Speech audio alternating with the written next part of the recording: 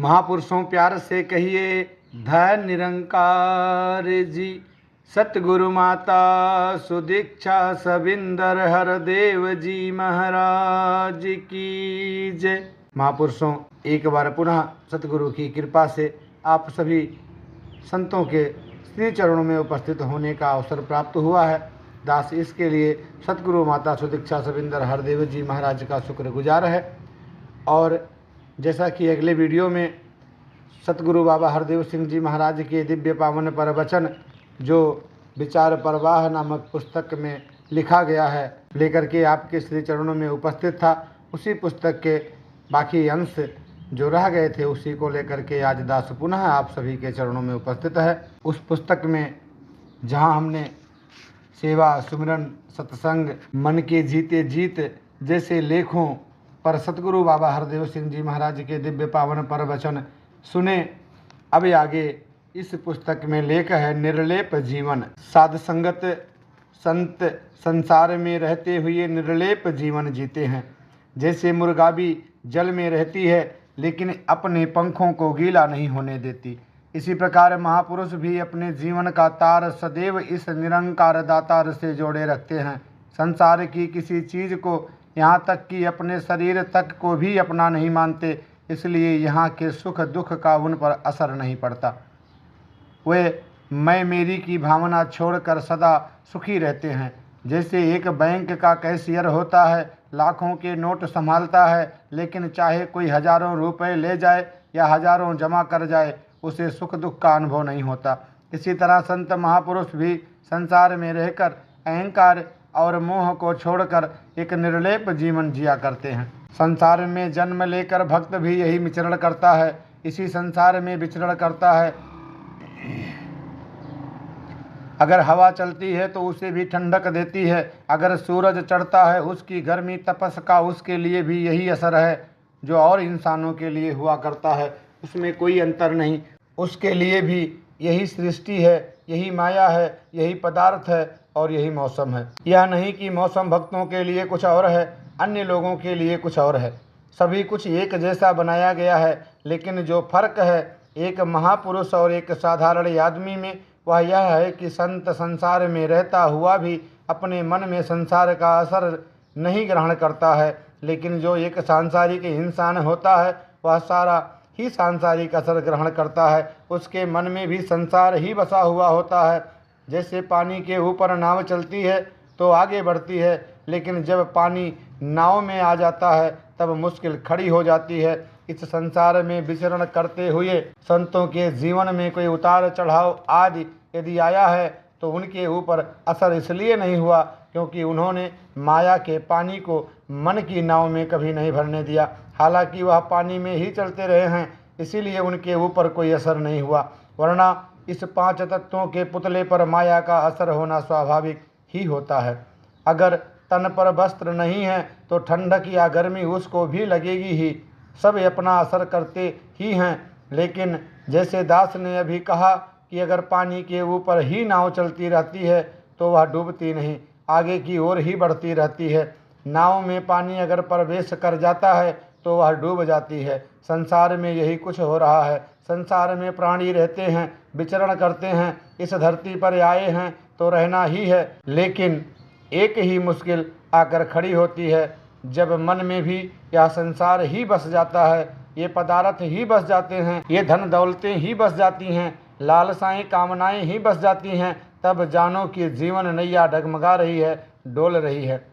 संत सदैव से अपना ध्यान निरंकार दातार पर रखते हैं, संसार पर नहीं। संसार में माया में रहते हैं, व्यवहार भी करते हैं, लेकिन दिल से प्यार परमात्मा से ही करते हैं। जैसे माँ दिन भर काम करती है, रसोई में काम करती है, बाजार जाती है या कुछ और कार्य कर रही होती है, लेकिन उसका ध्यान अपने बच्चे की ओर ही निरंतर रहता है। इसी प्रकार भक्त भी प्रभु को आठों पहर हृदय में बसा कर रखते हैं। इस प्रभु को सदैव दिल में बसा कर ही अपने कर्तव्यों का पालन भी करते हैं, तभी उन्हें हम कर्मयोगी संत कहते हैं। ये कर्म क्षेत्र से भाग नहीं जाते। प्रभु दातार ने घर दिया, जीवन दिया, तो इनको बंधन का कारण मानकर भक्त कहीं भाग नहीं जाते। अक्सर संसार को भ्रम लग जाता है कि प्रभु को भी तभी याद कर सकते हैं। प्रभु की भक्ति हम तभी कर सकते हैं जब हम इन सभी बंधनों से छुटकारा पा सकें। सभी बंधनों का कारण मन में मैं मेरी की भावना है, कर्म नहीं। महापुरुषों ने हमेशा कर्म को महान माना है। अर्जुन जब कर्म से मुख मोड़ना चाहता था, भगवान श्री कृष्ण ने उसे यही ज्ञान प्रदान किया और उसे कर्म योग को अपनाने की प्रेरणा दी। इसी तरह जितने भी महापुरुष भक्त इस संसार में आए, उन्होंने कर्म से मुख नहीं मोड़ा। यह इंसान का भ्रम है कि मैं यदि जंगलों वीरानों में जाकर डेरे लगा लूं, परिवार से नाता तोड़ लूं, तो सबसे छुटकारा प्राप्त करके मैं शांत हो जाऊंगा। यहाँ तो मुझे क्रोध भी आ जाता है, यहाँ तो लालच भी आ जाता है, यहाँ तो और कई विकार भी हावी हो जाते हैं, तो वहाँ सभी से छुटकारा मिल जाएगा। लेकिन साध संगत यह ठीक नहीं, क्योंकि किसी महात्मा ने गृह त्याग का मार्ग नहीं बतलाया। हाँ, गृहस्थ में रहते हुए भी आसक्ति, अटैचमेंट का त्याग जरूर होना चाहिए। गुरु साहब अपने प्रचार यात्रा करते हुए जंगलों से गुजर रहे थे। वहाँ एक इंसान आंखें बंद करके समाधि लगाए बैठा हुआ था। महात्मा उसके पास गए। जब वह समाधि से बाहर आया, आंखें खोली तो उससे पूछा कि आप यहाँ पर क्या कर रहे हो। वह कहने लगा कि मैं यहाँ पर प्रभु प्राप्ति के लिए सभी बंधनों को छोड़ कर आया हूँ। जब मैं परिवार में था तो सब विकार मुझे सताते थे। अब ना मुझे लालच है, ना क्रोध है, कुछ भी तो नहीं। अब मैं बहुत शांत हूँ। महापुरुष ने समझाया कि यह कोई महानता नहीं, महानता तो तभी है जब इंसान अपने कर्तव्यों का पालन करते हुए शांत रहे। यह तो कोई भक्ति नहीं, बहादुरी नहीं। वह कहने लगे कि नहीं, मैंने अपना सही अनुभव बतलाया है। इतनी देर से उसने फिर आंखें बंद कर ली, समाधि में चला गया। जो महात्मा उसे समझा रहे थे, उन्होंने उसके आगे से लोटा उठाकर थोड़ी दूर पेड़ के नीचे रख दिया। जब वह समाधि से बाहर आया, आंखें खोली तो क्या देखा कि सामने जो लोटा था वह नहीं। उसी वक्त गाली गलौज शुरू हो गई। कहने लगा कि जिसने मेरा लोटा चुराया है उसका सर्वनाश हो जाए, उसका कुछ ना रहे। जितना कह सकता था कह दिया। तब महात्मा ने मुस्कुराकर कहा कि अभी थोड़ी देर पहले तू कह रहा था कि मेरा क्रोध समाप्त हो गया है, लेकिन एक लोटा ही आंखों से ओझल होने पर तुझे इतना क्रोध आ गया।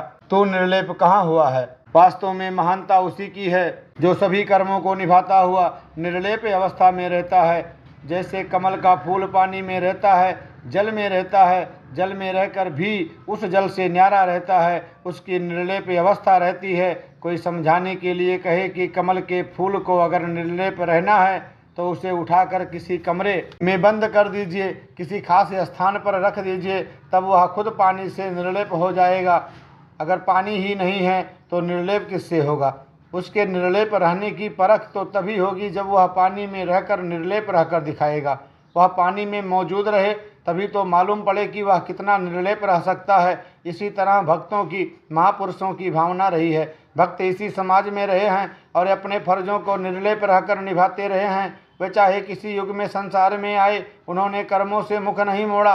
वे अपने परिवार में रहे और हर प्रकार के कर्तव्यों की पालना की, और यह सब कुछ करते हुए भी उनकी निर्लेप अवस्था बनी रही। एक राजा और रानी थे। दोनों को ध्यान आया कि माया को छोड़कर कहीं चले जाएं। दोनों चल दिए तो रास्ते में राजा की नज़र एक सोने के टुकड़े पर पड़ी। ज्यों ही उसने सोने का टुकड़ा देखा, फटाफट मिट्टी उठाकर उसके ऊपर डाल दी ताकि वह सोने का टुकड़ा दिखाई ना दे। रानी ने उसे मिट्टी डालते हुए देख लिया। उसने पूछा कि यहाँ आप क्या कर रहे थे। राजा बोला, यहाँ पर एक सोने का टुकड़ा पड़ा था। मैंने सोचा कि अगर आपकी नज़र सोने के टुकड़े पर पड़ गई तो ये सोना देख कर आपको लालच आ जाएगा, इसलिए मैंने ऊपर मिट्टी डाल दी है। रानी ने कहा कि आपको यह सोना देखकर अभी भी ध्यान है कि यह सोना है, मैं तो इसे पहले ही मिट्टी मान चुकी हूँ। इसी तरह भक्त महापुरुष सभी पदार्थों को इस्तेमाल भले ही करते हैं, लेकिन मिथ्या मानते हुए उनमें गलतान नहीं हो जाते। निर्लेप जीवन में अहंकार बड़ी बाधा पैदा करता है, क्योंकि अक्सर इंसान को भ्रम हो जाता है कि शायद मैं खुद ही अपना तथा अपने परिवार का पालन पोषण कर रहा हूँ। अक्सर कह भी दिया जाता है कि दाने दाने पर लिखा है खाने वाले का नाम, लेकिन दास तो ऐसा मानता है कि दाने दाने पर लिखा है देने वाले का नाम। दान देने वाला जो प्रभु दातार है, अगर इसकी कृपा ना हो तो इंसान के सामने भले ही अनेक पदार्थ पड़े रहें, उनमें से एक छोटा सा कौर भी उठाकर मुंह में नहीं डाल सकता। भक्त हमेशा दातार की कृपा को ही मानते हैं। अगर कोई व्यापार करता है तो भी ऐसा ही मानता है कि दातार, अगर दिन में 20-25 ग्राहक भी आ गए हैं तो वो मेरे किसी यत्न के कारण नहीं, बल्कि तू मुझे रोजी रोटी देना चाहता है, इसलिए कोई ना कोई रूप धारण कर तू ही मुझे रोजी रोटी देने चला आता है। भक्तों की दृष्टि हमेशा से ऐसी ही रही है, लेकिन संसार का इंसान अज्ञानतावश खुद कर्ता बन बैठता है। वह सोचता है कि मैं ही करने वाला हूँ, सब कुछ मेरे तन की ताकत के कारण हो रहा है, मेरी अकल सयानप के कारण हो रहा है, या फिर मेरे धन के कारण हो रहा है। ये सभी भ्रम की बातें होती हैं। जैसे अगर एक गाड़ी चल रही है तो कोई इंजन या कोई घोड़ा या बैल उसको खींच रहा होता है। अगर उस गाड़ी के पहिए पर कोई मक्खी बैठी हो और थोड़ा थोड़ा जोर भी लगा रही हो और वह सोचने लगे कि पहिया मेरे जोर लगाने से चल रहा है, तो यह उसकी भूल ही है। इसी तरह कुदरत निरंकार की शक्ति से कर रही है। इंसान तो खुद को कर्ता मानकर अपने आप को बेकार ही अहंकार में फंसा लेता है। अहंकार को हटाने पर माया का प्रभाव, माया का असर, माया का लेप खत्म हो जाता है। जब तक इंसान अपनी मैं को कायम रखता है तब तक उसे उसका असर भी ग्रहण करना पड़ता है, तथा जब इस मैं को हटा देता है तो उस पर कोई असर नहीं होता। वह यश अपयश से ऊपर उठ जाता है, सुख दुख में एक रस रहता है, तथा इस निराकार का आसरा लेकर अपने आप को निराकार में ही समा देता है। अपने आप को निराकार के अर्पण कर देने से ही सहज अवस्था बन पाती है। मन के विकार स्वयं ही दूर होने लगते हैं, भेदभाव मिट जाते हैं, जाति पाति की दीवारें टूट जाती हैं, भाषा की दीवारें टूट जाती हैं, फिर कोई पराया नहीं रह जाता। ऐसी अवस्था बन जाने के बाद किसी से बैर करने का कोई आधार नहीं रह जाता, क्योंकि घृणा तो उतनी देर ही होती है जितनी देर किसी को पराया माना जाए। जब कोई पराया ही नहीं तो घृणा किससे की जाए। हम अक्सर देखते हैं कि हमारे कमरे में बहुत कीमती सामान पड़ा होता है, बहुत अच्छा कागज़ दीवार पर लगा होता है, हमारा अपना बच्चा पेंसिल लेकर उस पर कुछ लकीरें लगा रहा होता है तो हमें थोड़ा गुस्सा आता है। हम उसे डांटते हैं और समझाते हैं कि ऐसा नहीं करते, लेकिन अगर किसी पड़ोसी का बच्चा हमारे कमरे में आकर कुछ लकीरें लगाता है तो हमें उस पर केवल गुस्सा ही नहीं आता, बल्कि हम उससे घृणा भी करने लगते हैं कि कितना नालायक है, इसके माता पिता ने क्या इसे यही सिखाया है। कहने का भाव, जितनी देर परायेपन की भावना है, बेगानेपन की भावना है, उतनी देर घृणा का जन्म लेना स्वाभाविक ही है। लेकिन जब परायेपन की भावना समाप्त हो जाती है तो वहाँ पर कोई बैर या घृणा की भावना नहीं रहती। सबको प्रभु का मानेंगे तो घृणा किससे कर सकते हैं। भक्त ने सदा सब कुछ इस दातार, इस प्रभु परमात्मा को ही माना है कि हे दातार, तेरी ही सब वस्तुएं हैं, तू ही दाता है, तू ही देने वाला है, मेरा तो है ही क्या जो मैं इन चीज़ों का असर ग्रहण करूं। यह तो तेरी ही वस्तुएं हैं, तू ही मालिक है। इसीलिए भक्त बेफिक्र हो जाता है और कोई बोझा अपने पर कभी नहीं लेता। चिंता तो सतनाम की और न चितवे दास, जो कुछ चितवे नाम बिन सोई काल की फांस। इस नाम के बगैर भक्त को और चिंता नहीं होती। अगर भक्त नाम को छोड़कर और चीज़ों की चिंता करता है तो वह काल की फांस की तरह उसके गले को जकड़े रहती है, उससे उसके सांस सूखते रहते हैं। इसीलिए कहा है कि एकल चिंता। भक्त इसी एक प्रभु की चिंता सोच विचार करते हैं, किसी और की चिंता नहीं करते। साध संगत इस ईश्वर प्रभु परमात्मा, इस निराकार को ही कर्ता मानकर, सब कुछ इसी को ही मानकर जिसने भी जीवन व्यतीत किया है वही सुखी हो गया है, वही आनंदित हो गया है। जिनको कुछ नहीं चाहिए सोई शहंशाह। जिसके मन में कोई लालसा नहीं वही सबसे बड़ा शहंशाह हुआ करता है, वही भरपूर हुआ करता है, वही अपने आप को संतुष्ट मानते हैं। निर्लेप जीवन जीने वालों की यही अवस्था हुआ करती है। लोग अपने पद, विद्याओं और जातियों के अभिमान के कारण भी भक्ति नहीं कर पाते। जितने भी महापुरुष हुए हैं, क्या उन्होंने अपनी जाति का अभिमान किया? किसी ने भी जाति का अभिमान नहीं किया। किसी ने अपने आप को विद्वान नहीं माना कि मैं बड़ा विद्वान हूँ, मैं तो कविताओं की रचना करता हूँ, मैं तो सुंदर शब्दों का प्रयोग करता हूँ। दूसरे इंसान तो ऐसा कर ही नहीं पाते। कभी भी किसी महापुरुष ने ऐसा अभिमान नहीं किया। उन्होंने हमेशा इस दातार की कृपा ही मानी है। ना कुछ किया न कर सकूं, ना कुछ करे शरीर, जो कुछ किया सो हरि किया, हुई कबीर कबीर। हे दातार, सब तू ही करने वाला है। आप तो मेरा यश कराना चाहते हैं, मेरा नाम कराना चाहते हैं, इसलिए ही मेरा नाम हो जाता है। तेरे कारण ही मेरी यश कीर्ति हो रही है। भक्ति और महापुरुष कभी भी अपनी मर्जी नहीं चलाते।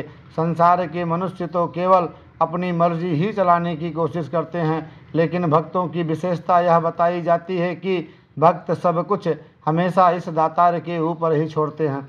अपनी मर्जी के बजाय दातार की मर्जी को अहमियत देते हैं। ये भी एक हकीकत है कि यहाँ अपनी मर्जी से होने वाला भी क्या है। इंसान ही अपने सर की कसम खाता है, तो हजरत ईसा मसीह ने कहा है कि हे इंसान, ये सर को तो अपना बता रहा है, पर तुझे इसमें अख्तियार क्या है?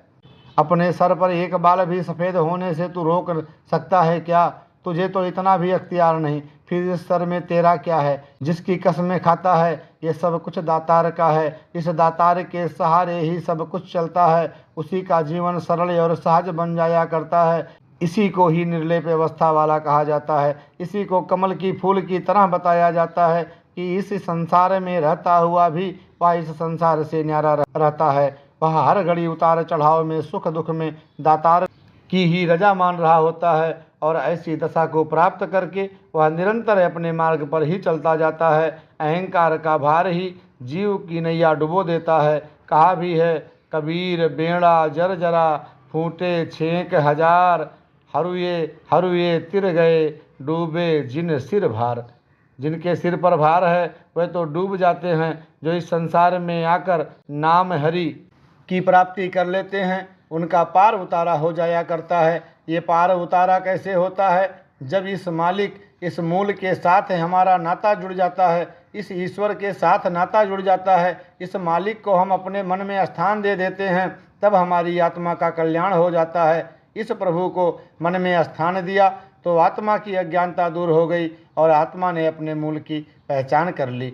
दातार ने सारी वस्तुएं गुजरान के लिए दी हैं। जिस तरह से रेलगाड़ी में सफ़र करते हैं, कोई 8 घंटे सफ़र करता है, कोई 20 घंटे, कोई उससे भी ज़्यादा अरसा सफ़र करता है, लेकिन जब वह गाड़ी से उतरता है तो मायूस नहीं हो जाता कि मैं इतने घंटे गाड़ी में सफ़र किया, इस गाड़ी से तो मैं उतर रहा हूँ, उसको तो छोड़ रहा हूँ। उसके मन में कोई निराशा की भावना नहीं होती, क्योंकि वह जानता है कि यह गाड़ी तो एक जरिया है और थोड़े अरसे के लिए इस्तेमाल करने के लिए मिली है।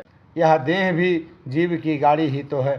एक तरह जिसको हम निजी संपत्ति मान लेते हैं, उसको छोड़ते हुए एक तरफ रखते हुए हम सोचते हैं कि हमसे तो बहुत बड़ी चीज़ कोई खो गई है, हमसे अलग हो गई है। हम अपने आप को परेशान और दुखी मान लेते हैं। दूसरी तरफ एक सरकारी गाड़ी इस्तेमाल करना है, जिसे हम किसी और दृष्टि से देखते हैं, उसमें लिप्त नहीं होते। संत महापुरुष का ऐसा ही निर्लेप जीवन होता है। गुरुमुख महापुरुष। महापुरुष तो सबको दिल से प्यार करते हैं। उनका प्रेम शरीर की भावना से नहीं, निरंकार आत्म तत्व की भावना से होता है। ऐसा ही भक्ति हमेशा से महापुरुषों भक्तों ने की है। उन्होंने इस प्रभु परमात्मा के साथ हृदय से प्रेम किया, लोगों को दिखाने के लिए नहीं किया और ना ही सांसारिक वस्तुओं की प्राप्ति के लिए इस प्रभु की प्राप्ति की है, क्योंकि वे जानते हैं कि भक्ति के द्वारा ही सांसारिक वस्तुओं की प्राप्ति नहीं होती। ये तो उनको भी प्राप्त हो जाती है जो डाके डालते हैं, चोरियां करते हैं, बुरे काम करते हैं। उनके पास शायद दौलत ज़्यादा हो, धन संपत्ति ज़्यादा हो, सुत दारा और लक्ष्मी, पापी के भी होए, संत समागम हरि कथा, तुलसी दुर्लभ दोय। जो पापी हैं, बुरे काम करने वाले हैं, उनको भी ये वस्तुएं प्राप्त हो जाती हैं, लेकिन दुर्लभ वस्तु संत समागम है। महापुरुषों की संगति ही दुर्लभ है। महात्मा कभी भी भौतिक पदार्थों का सहारा नहीं लेते। इनका यथोचित उपयोग करते हुए भी वे प्यार परमात्मा से ही करते हैं। महापुरुषों संतों का एक यही निराकार परमात्मा ही आसरा हुआ करता है। यह एक ऐसा नाम का दारू दवा है जो हम सब के रोगों को दूर कर देता है, इन रोगों से मुक्त कर देता है। ओ सत्य गुर प्रसाद हरि को नाम सदा सुखदाई, जा कऊ सिमरु अजामिल उघरियो मन को हु गत पाई। यह नाम अमृत हमेशा के लिए सुख देने वाला है। दुनिया की जितनी चीज़ें हैं वो हमेशा एक रस नहीं रहा करती और इन चीज़ों का असर भी बदल जाया करता है। इनका उपयोग एक समय पर तो सुखदायी होता है और एक समय पर इसी चीज़ का उपयोग दुखदायी बन जाता है। हम जानते हैं कि दूध इस शरीर को ताकत देता है, लेकिन अगर किसी को दस्त लगे हुए हों तो डॉक्टर हमेशा मना करता है, कहता है कि दस्त हैं, आप थोड़े दिन दूध मत पियो। दुनिया के पदार्थों के अलग अलग इस्तेमाल, अलग अलग उसके असर हैं, लेकिन हरि के नाम के बारे में कहा गया है सदा सुखदायी, सुख में सुख देने वाला और दुख में भी यही सुख देने वाला है। इसको जिसने भी मन में बसा लिया, इसका आधार ले लिया, वही वास्तव में सहज अवस्था का आनंद लेता है। गुरुमुख महापुरुष का सतगुरु पर विश्वास इतना पक्का और दृढ़ होता है कि किसी भी हालत में डिगता नहीं। कबीर संत न छोड़ई संतई, जो कोटिक मिलहि असंत, मलिया गरु भुयंगम, बेटियों ता शीतलता न तजंत। भाव, जैसे चंदन का पेड़ अपनी शीतलता को नहीं छोड़ता, इसी तरह संत भी गुरमत को नहीं छोड़ता, परोपकार का त्याग नहीं करता। अगर संसार का पार उतारा हुआ है तो ऐसी भावना रखने वाले महापुरुषों के द्वारा ही हुआ है। इसीलिए कहा है कि ये धरती तो साधु की है, धरती तो संतों की है, लेकिन तस्कर इस पर बैठे हुए इसको बिगाड़ रहे हैं। यह धरती ऐसे लोगों, ऐसे पापियों का बोझ सहन नहीं कर सकती। यह धरती फिर भी थमी हुई है, किस लिए? क्योंकि संत भी इस धरती पर हैं। संतों की बदौलत यह धरती थमी हुई है। संत न होते जगत में जल मरता संसार।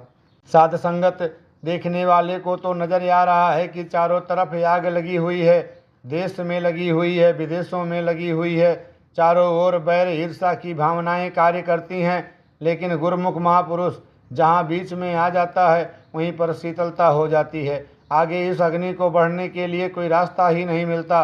शायद इसीलिए संसार के लोग महापुरुषों को अपने रास्ते की रुकावट मानते हैं। वो मानते हैं कि ये प्रेम की, मानवता की बातें करते हैं, ये भाई भाई को अपनाने की बात करते हैं। लेकिन हमने जाति का सहारा लेकर जो सत्ता हथियानी है, हमें वोट या कुर्सी हासिल कर लेनी है, तो अब यह कैसे होगा? हमने गाँव की प्रधानगी तो जाति के सहारे पर लेनी है या धर्म के नाम पर लेनी है? ये तो हर एक को समान दृष्टि से देखते हैं, हर एक को यही बताते हैं कि सारे मानव प्रभु के बंदे हैं, ये तो हमारे रास्ते में रुकावट हैं। इसीलिए संसार में महापुरुषों के साथ बैर ईर्षा नफरत होती रही है, लेकिन संत फिर भी अपना स्वभाव नहीं छोड़ते। जिस तरह भले ही सांप लिपटा हो, चंदन का पेड़ अपनी महक देता ही रहता है, इसी तरह से कोई गंगा के किनारे खड़ा हो और बड़े गुस्से और जोर जोर से बड़े बड़े पत्थर उस गंगा की तरफ, पानी की तरफ फेंकने शुरू कर दे, तो जो पानी में पत्थर फेंक रहा है, गंगा का जल क्या उसके लिए नहीं है? वो फिर भी जल दिए जा रही है। हर एक की प्यास, हर एक की मैल फिर भी मिटती जा रही है। संतों का जीवन भी ऐसा ही होता है। साध संगत कहने का भाव, गुरुमुख महापुरुष संतों के पास शीतलता होती है। संत अपना संतों वाला स्वभाव नहीं छोड़ते, चाहे करोड़ों असंत क्यों ना मिल जाएं, क्योंकि ऐसे स्वभाव से ही शांति प्राप्त होती है। ऐसे गुणों से ही मन में चैन रहता है। ऐसे गुणों से संसार के जो पापी हैं उनका भी पार उतारा हो सकता है, उनका भी उद्धार हो सकता है। आप महापुरुष धन्य हैं जिन्होंने इस मालिक, इस निरंकार के साथ नाता जोड़ा है, तभी तो ऐसे गुणों का जीवन में प्रवेश हुआ है। जब तक परमात्मा के साथ नाता नहीं जुड़ा था, तब तक हम अपने मनों को खोज लें कि क्या जब से हमने इस प्रभु की प्राप्ति की, गुरुमुख महापुरुषों की संगति हुई, तब के और पहले के जीवन में अंतर नहीं आया है? क्या इसमें कोई फर्क मालूम नहीं पड़ा? पहले हमारी दृष्टि कितनी तंग हुआ करती थी और हम किस तरह संकीर्ण दायरों में बंधे हुए थे। आज वे दायरे टूट चुके हैं। आज हम हर एक का भला चाहते हैं, हर एक का भला करते हैं। गुरुमुख महापुरुषों के साथ नाता जोड़कर इस ईश्वर निरंकार की प्राप्ति करके निरंतर दास बन के ही जीवन में तब्दीली आ जाया करती है। महापुरुष खंडन मंडन और वाद विवाद से बचकर रहते हैं। वे तर्क या दलील भी दूसरे महापुरुषों के सामने अक्सर नहीं देते। जैसे एक इंसान बैठा हुआ सफ़र कर रहा था, उसके मुंह में सिगरेट लगा हुआ था, ऊपर धूम्रपान ना कीजिए, नो स्मोकिंग का साइन बोर्ड लगा हुआ था। अटेंडेंट ने आकर कह दिया, भाई साहब आप पढ़ नहीं सकते, यहाँ पर नो स्मोकिंग का साइन बोर्ड लगा है, आपको तो उसे देखकर रुकना चाहिए। वह सज्जन बोला, मेरे मुंह में सिगरेट अवश्य है, लेकिन मैंने जलाई तो नहीं, वो तो मेरे मुंह में ऐसे ही पड़ी है। अटेंडेंट कहने लगा, ये अपने मुख में डाली तो है, वो आगे से दलील देता है, ऐसे तो मैंने जूते भी पहने हुए हैं, इसका मतलब यह तो नहीं कि मैं चल रहा हूँ। कहने का भाव यही है कि उस वक्त दलील देकर अपने आप को बचाने की कोशिश की और साबित कर दिया कि वह कोई गलती नहीं कर रहा, लेकिन वह कोई टॉफ़ी नहीं थी जो उसने मुंह में डाली थी। वह उसने डाली थी तो पीने के लिए ही, हालांकि बाहर की माचिस अभी नहीं जली थी, लेकिन अंदर मन में वह माचिस कब की जला चुका था। वह धुआं कब का चलना भी शुरू हो चुका था, लेकिन बाहर वह सिगरेट वाला धुआं अभी शुरू नहीं हुआ था। कहने का भाव यही है कि दलील से इंसान कभी कभी सत्य को छिपाने का यत्न करता है। गुरुमुख गाय की तरह होता है और मनमुख सांप की तरह। जैसे गाय को हम घास डालते हैं, कई बार घास मिल जाती है, कई दफ़ा हरी घास नहीं भी मिलती है, सूखी घास उसको दे दी जाती है, तब भी गाय हमें दूध ही देती है। दूसरी तरफ सांप को कटोरे में डालकर हम दूध भी दे दें, तब भी हम जानते हैं कि उसके पास तो विष है, वह तो दूध पी के भी डंक ही लगाता है, क्योंकि उसके पास जो है वही उसने देना है। गुरुमुख महापुरुषों को हमेशा दूसरों की सहायता करने वाला ही माना जाता है। वे दूसरे का बोझ बांटने वाले माने जाते हैं। उनके सहारे अनेकों अनेकों का भी पार उतारा हो जाता है। जैसे कील बहुत तीखी होती है, उसको हम किसी लकड़ी में गाड़ देते हैं तो वह सुराख कर देती है, नुकसान कर देती है। अगर उसको पानी में फेंका जाए तो वह पानी में डूब जाएगी और बच नहीं पाएगी। लेकिन उसी पानी में अगर एक लकड़ी की सातीर तैर रहा है, उसके ऊपर अगर उस कील को रख दिया जाता है तो उस सातीर के सहारे उस कील का पार उतारा भी हो जाता है। इसी प्रकार महात्माओं के सहारे से मनमुख भी तर जाते हैं। माया के इस अंधकार में आज इंसान का पहचानना ही मुश्किल हो गया है कि भक्त कौन सा है और शैतान कौन सा है, ज्ञानी कौन सा है, अज्ञानी कौन सा है। लेकिन जब उसका कर्म या व्यवहार हमारी आँखों के सामने आता है, हमारे लिए उनके कर्म ही मार्गदर्शक हो जाते हैं, पहचान का साधन बन जाते हैं। साध संगत संतों महापुरुषों ने हमेशा इंसान को सुमति प्रदान की है, ऐसे विवेक प्रदान किया है कि इंसान सोच समझ सके कि कांटों के रास्ते पर चलने से तो चुभन ही महसूस होगी, दुख ही महसूस होगा, और अगर फूलों के मार्ग पर चलेंगे तो महक प्राप्त होगी, आनंद ही प्राप्त होगा। संसार कांटों को उठाकर बिखेर भी रहा है, जिससे कोई वहाँ से गुजरे तो उनको वे कांटे कष्ट दें, लेकिन महापुरुष संत कांटे बिखेरते नहीं बल्कि कांटे समेटने का काम करते हैं। उनको यह विधि प्राप्त होती है, उनके पास एक ऐसा रहस्य होता है जिससे वे सबको सुख देते हैं। इस सच के साथ नाता जोड़ने से, इसको हर पल हर हाल में समर्पित होने से, ऐसा एक साधन ये गुरुमुख महापुरुष बता दिया करते हैं कि वही सबके लिए सुख का साधन बन जाता है। वरना ये संसार का पसारा, माया का पसारा तो कदम कदम पर है, लेकिन इस निराकार परमात्मा के साथ नाता जोड़कर उसकी अहमियत महापुरुष खुद भी समझता है तथा औरों को भी समझाकर सुखी कर देता है। जैसे बिच्छू डंक मारना नहीं छोड़ता और संत उसे बचाने का परोपकार नहीं छोड़ते, इसी तरह गुरुमुख अपना परमार्थ का मार्ग नहीं छोड़ते, भले ही मनमुख उन्हें नुकसान पहुंचाने की कोशिश करते रहें। महापुरुष कहते हैं कि ये इंसान, पशु पक्षी भी अपना कार्य नहीं छोड़ते, लेकिन तू ही अपने कार्य को छोड़ देता है। तू ही हमेशा भटका है, इसीलिए किसी वेद, किसी शास्त्र, किसी ग्रंथ, किसी महापुरुष की रचना में किसी परिंदे को संबोधित करके नहीं कहा गया कि घोड़े तू घोड़ा बन जा, पशु तू पशु बन जा। नहीं, वे उन योनियों वाले होकर भी कार्य करते जा रहे हैं। जब भी कहा गया, इंसान को ही कहा गया कि हे इंसान तो इंसान बन जा, क्योंकि यह अपने मार्ग पर रहता ही नहीं, इसलिए कहना पड़ता है कि तू इंसान बन जा। एक तो बैरी वे हैं जो हम बाहर देखते हैं, बाहर से दुश्मन नज़र आते हैं, लेकिन कई दुश्मन हमारे अंदर भी निवास करते हैं, जिनको हम क्रोध का नाम दे देते हैं, कामना का नाम दे देते हैं, लोभ का नाम दे देते हैं। ये अंदर भी हमारे दुश्मन हैं, इनके ऊपर भी काबू करना है। किसी संत ने पूछा कि बताओ सबसे ज़्यादा बलवान कौन होता है? किसी ने कहा एक पहलवान जिसके शरीर में बहुत ताकत होती है, किसी ने कहा कि सिपाही जो सरहद की हिफाजत करता है। इसी तरह से बारी बारी से सभी ने बताया, लेकिन एक संत ने कहा कि सबसे बहादुर तो संत होता है। किसी ने पूछा कैसे, तो उसने बताया इसमें कोई शक नहीं कि जो सरहद की हिफाजत करता है उसकी बहुत कदर है, सम्मान है। लेकिन हम जानते हैं कि बरसों बीत जाते हैं तब कभी कोई जंग होती है और वास्तविकता में तो एक फौजी दूसरे से ही लड़ता है, लेकिन संत की जंग हर पल लगी रहती है। ये जो काम रूपी, क्रोध रूपी, अहंकार रूपी पहलवान हैं, इनको दबाए रखने में हर पल से लड़ता रहता है। एक का अगर दबाता है तो दूसरा अपना सिर उठा लेता है। काम को दबाता है तो क्रोध खड़ा हो जाता है, क्रोध को दबाते हैं तो लालसा खड़ी हो जाती है। आठों पहर ही इसको संभालना पड़ता है और यह एक बहुत बड़ी बहादुरी का काम है। साध संगत, ये जो अंदर बैठे हुए हमारे दुश्मन हैं, जिनको रोग भी कहा जाता है, इन रोगों से हर कोई बच सकता है अगर ये अपने मन में इस ईश्वर निरंकार को बसा ले। आठों पहर इसका ध्यान करे, सबके साथ एक सा प्रेम भरा व्यवहार करता हुआ प्रभु के साथ नाता जोड़कर इस दातार प्रभु ईश्वर परमात्मा को समर्पित होकर यह जीवन समर्पित करता जाए तो इन बैरियों को जीत लेता है।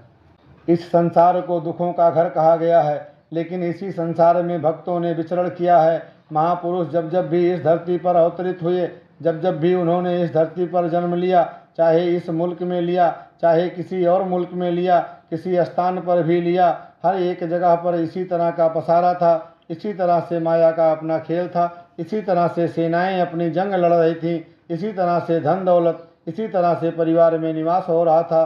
सभी कुछ इसी तरह था और इसी में महापुरुषों ने निवास किया। लेकिन एक फर्क रहा है, वह यह है कि नाव पानी में चलती है तो मुबारक है, लेकिन अगर पानी नाव में आ जाए तो हम जानते हैं कि नुकसान ही नुकसान हुआ करता है। संत भी संसार में रहते तो हैं, पर संसार को मन में नहीं आने देते। सभी मानो जिस तरह इस संसार में बसते हैं, महापुरुष भी उसी तरह से बसते हैं। लेकिन फर्क, जैसे दास ने अभी बताया कि एक नाव का पानी में चलना और एक पानी का नाव में आ जाना, सांसारिक इंसान रहता भी इस जग में है और मन में भी यही जग, यही संसार बसा के रखता है। लेकिन महापुरुष रहता तो भले ही इसी संसार में है, लेकिन मन में इस संसार को नहीं बसने देता, मन में इस निराकार, इस ईश्वर को बसाता है। यही उसके सुख का एक सबसे बड़ा कारण है, यही सबसे बड़ा आनंद का कारण है। जो संत महापुरुष होते हैं, जो वास्तव में भक्त होते हैं, वे आग लगाने का काम नहीं करते, वे तो आग बुझाने का काम किया करते हैं। उनके पास शीतलता होती है, उनके पास किसी का नुकसान करने का साधन नहीं होता और इसी में महानता होती है। वे गिराने के मार्ग पर नहीं चलते, उठाने के मार्ग पर चलते हैं। गिराने वाला सोचता है मैं बड़ा बहादुर हूँ, लेकिन युगों युगों से ये नियम स्थापित हो चुका है कि बचाने वाला ही हमेशा महान गिना जाता है। जख्म किसी भी चीज़ से पहुँचाया जा सकता है, लेकिन जख्म भरने वाले क्या हमें घर घर मिल सकते हैं, हर एक गली में मिल सकते हैं? नहीं, ऐसा नहीं होता। एक गांव में किसी को चोट लग जाती है तो शहर की तरफ भागता है, शहर में भी पूछता है कि यहाँ कोई डॉक्टर साहब हैं, तो जवाब मिलता है कि आगे चले जाइए, अगले मोहल्ले में चले जाइए, वहाँ पर तुम्हें अस्पताल या डॉक्टर मिल जाएगा। कहने का भाव, जख्म भरने वाले हमें गली गली में नहीं मिलेंगे, क्योंकि यह एक महान कार्य है जिसे करने वाले बिरले हुआ करते हैं। एक कपड़े को टुकड़े टुकड़े करने में कोई जोर नहीं लगेगा। एक बच्चे को कैंची दे दीजिए, वो मिनटों में उसके कई टुकड़े कर देगा, लेकिन इतने टुकड़ों को एक सेकंड या मिनट में सिला नहीं जा सकता। उसकी सिलाई में बड़ी मेहनत लगती है, उसमें बड़ी कारीगरी दिखानी पड़ती है। महापुरुषों में आखिर ये गुरमत के गुण आते कहाँ से हैं? ये गुण हमेशा संतों के साथ रहने से ही, उनकी सेवा से ही मिलते हैं। साधु की संगति हमेशा हमारे में ऐसी महानता भर सकती है, हमारे मनों में एक अमृत का रस भर सकती है, हमारे जीवन में गुण प्रवेश करा सकती है। लेकिन ज़रूरत यही है कि एक समर्पित भाव से गुरुमुख महापुरुषों से अपना नाता जोड़ें। कहीं पर बीच में फिर कोई अभिमान रूपी दीवार आ गई, कोई ऐसा पर्दा आ गया, तो फिर हम कंचन बनने से वंचित हो जाया करते हैं। साध संगत, इस साध संगत का प्रताप हमेशा से गाया जाता है। भक्त की यही चाह रहती है कि मुझे महापुरुषों की संगति मिलती रहे, और चाहे संसार में किसी भी तरह से विचरण करना पड़े, किसी तरह से भी उतार चढ़ाव आ जाए, जैसा भी खाने को मिल जाए, चाहे जौ की भूसी ही क्यों ना खाने को नसीब हो, लेकिन कभी मनमुख की संगति ना मिले। हमेशा गुरुमुखों की संगति ही मिलती रहे, क्योंकि गुरुमुखों की संगति ही हमारे विश्वास को परिपक्व करती है, हमारा इस परमात्मा के ऊपर अकीदा बना देती है। फिर कभी हम भटकते नहीं हैं और हम सद्मार्ग पर चलते रहते हैं, हम सत्य की डगर पर चलते जाते हैं। साध संगत का ही प्रताप होता है कि हमारी बुद्धि विवेक बुद्धि बन जाती है, उसको पता चल जाता है कि बुरा क्या है भला क्या है। फिर यह बुराई के रास्ते पर चलना बंद कर देती है और भलाई के रास्ते पर ही चलती है। साध संगत इसके बगैर कभी भी इंसान का कल्याण नहीं हुआ है। इंसान का कल्याण तभी हुआ है जब इसको ऐसी बुद्धि मिली है, ऐसी सुमति मिली है। यह सुमति महापुरुषों की संगति करके मिलती है। महापुरुष फरमाते हैं कि जो जाने आपस को नीचा, सो ही गनिए सबते ऊंचा। भाव जो अपने को नीचा मानता है वही सबसे ऊंचा सबसे महान माना जाता है। उसका नाम संतों महापुरुषों की श्रेणी में आ जाता है, पूजने योग्य हो जाता है। वह अभिमान नहीं करता, क्योंकि अभिमान से सभी को घृणा होती है। संसार का इंसान अगर किसी हाई पोस्ट उच्च पद पर लगा होता है तो वह जहाँ भी चर्चा करता है मैं की ही चर्चा करता है कि मेरे में इतनी ताकत है, मैं यह कर सकता हूँ। इसी प्रकार किसी को कोई मान बढ़ाई मिल जाती है तो उसे भी मैं खाने लगती है। ऐसे ही किसी को मान होता है अपनी रचना करने की, गीतकार बनने की, लेकिन जब तक इंसान में मैं की भावना रहती है तब तक उसकी कद्र नहीं होती, उसका नाम नहीं होता। भले ही वह किसी जाति से ताल्लुक़ रखने वाला हो या कितनी डिग्रियां हासिल कर रखी हों। गुरुमुखों ने क्योंकि नम्रता को अपना कर रखा है, इसलिए इनका सहज ही सत्कार होने लगता है। इनके वचनों को संसार पढ़ता है, उनको महानता देता है। हम पुरातन महापुरुषों के जीवन को देखें तो उनमें हमें कभी भी अभिमान दिखाई नहीं देता। सभी तरह के गुणों से भरपूर होते हुए भी उन्होंने कभी अपने आप को बड़ा नहीं माना, अपने को नम्रता में रखा, अपने को दासों का दास बनाया। हम देखते हैं कि एक झरना बहता है, ज्यों-ज्यों वह नीचे की ओर बहता है त्यों-त्यों वह विशाल सागर की ओर बढ़ता है, विशालता को प्राप्त करता है। इसके विपरीत जो पानी ऊंचाई पर ही टिक जाता है, ठहर जाता है, तो उसमें बदबू आने लगती है, वह बीमारी पैदा करने वाला हो जाता है। इसी प्रकार हम इस दातार के साथ तभी एकाएक हो सकते हैं जब हम अभिमान को त्याग कर हर प्रकार से नम्रता को अपना लेते हैं। जो इंसान संतों महापुरुषों की धूलि में अपने आप को न्यौछावर कर देता है, उसका नाम हमेशा ऊंचा बना रहता है। वह हर प्रकार के सुख प्राप्त करता है। जो अभिमानी होता है वह खुद भी जलता है और दूसरों को भी जलाता है। जो नम्र भाव में रहने वाला होता है वह दूसरों को भी महक देता है और खुद भी शीतल रहता है। दुनिया में भी उसकी पूजा होती है और दरगाह में भी उसे मान बड़ाई प्राप्त होती है। गुरुमुख किसको कहा जाता है? असल में ये दो साधारण से शब्द हैं, एक गुरु तथा दूसरा मुख। जिसका मुख गुरु की ओर होता है उसे गुरुमुख कहा जाता है। किसी के साथ धोखा नहीं करना, फरेब नहीं करना, किसी के हक के ऊपर कब्जा नहीं करना, कभी झूठ का सहारा ना लेना, यही गुरुमुखों की पहचान है। इतिहास हमारे सामने है, जिसने भी तलवार का सहारा लिया, जुल्म सितम के बल पर कहा कि दूसरा इंसान भी मेरी इबादत शुरू कर दे, उसको हमेशा औरंगजेब की तरह जालिम ही कहा जाएगा। और जिसने सत्य के असूलों के लिए कुर्बानियाँ दी, उसे हमेशा गुरु तेग बहादुर सिंह जी की तरह महान कहा जाएगा, उसे ही बहादुर कहा जाएगा।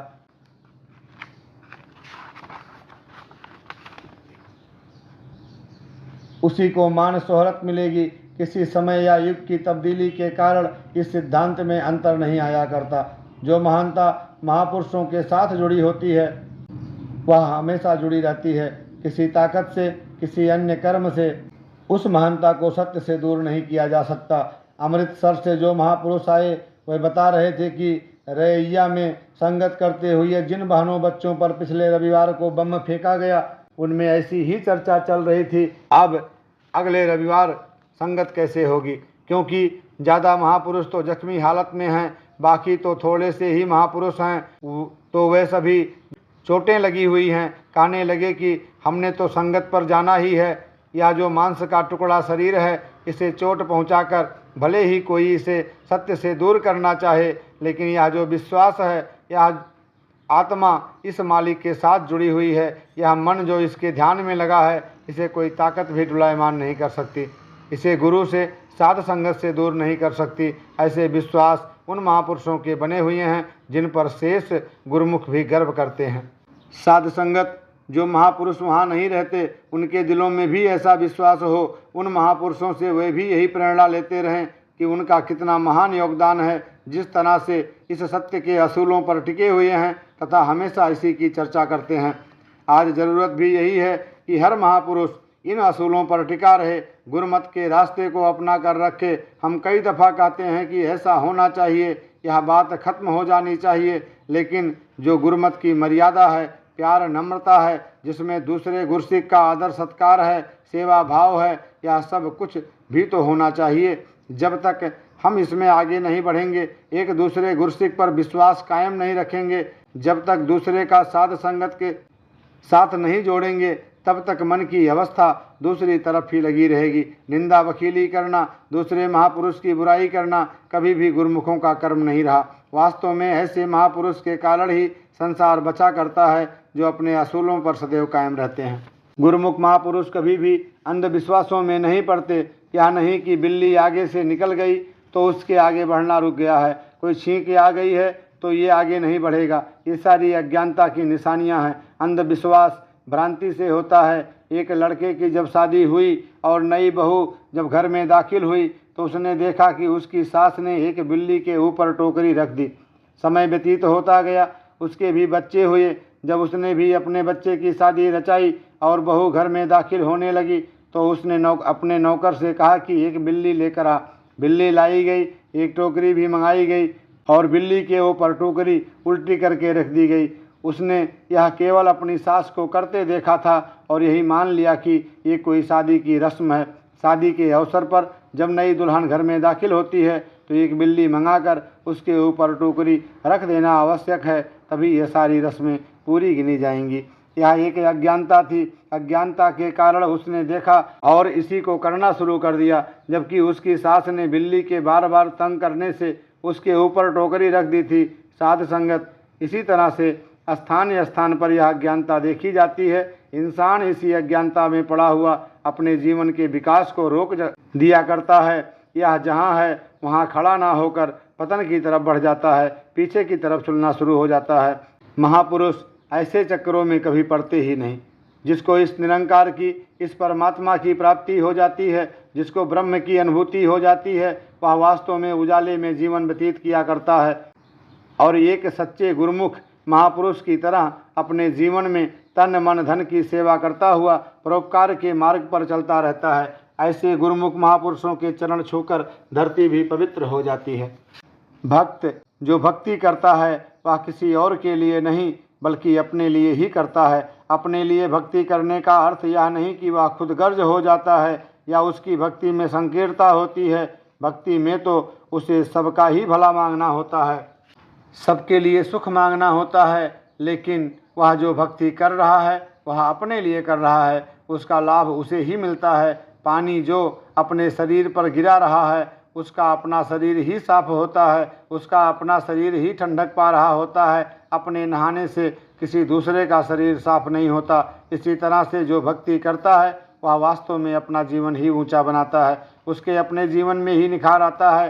तदपि भक्ति दूसरों का हित करता है, परंतु उसकी भक्ति से उसे ही सुख मिलता है, उसे ही आनंद मिलता है। इसी आनंद को प्राप्त करने के लिए प्रभु की कृपा आवश्यक है। व्यक्ति जब तक सतगुरु की कृपा का पात्र नहीं बनता तब तक जाति पाति धर्म मजहब की सीमित चार दीवारी के बंधन में होता है। फलस्वरूप विवाद होते हैं, लेकिन विशाल समुद्र के समान महान सद्गुरु की कृपा से संकीर्ण भावनाओं से ऊपर उठकर संत महापुरुष बादलों के समान गुरु और परमात्मा के ऐसे कृपापूर्ण अमृत वचनों की वर्षा करते हैं जो सभी वाद विवादों से ऊपर होते हैं। महात्मा का जीवन बादल के समान होता है। या किसी प्रांत देश जात पाति धर्म मजहब की सीमाओं को नहीं मानता। इसकी कृपा सभी पर समान रूप से बरसती है। या किसी प्रकार का बंधन नहीं मानता, पूर्ण रूप से स्वतंत्र होता है।